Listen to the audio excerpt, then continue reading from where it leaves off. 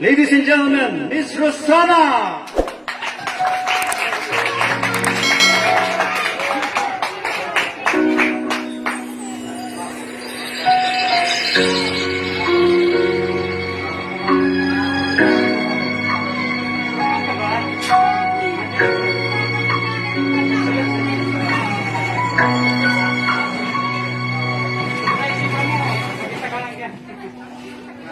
Two old friends, here they can, one old princess, and talk about the places they've been.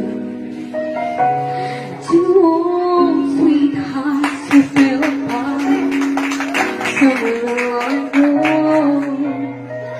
How are they to know?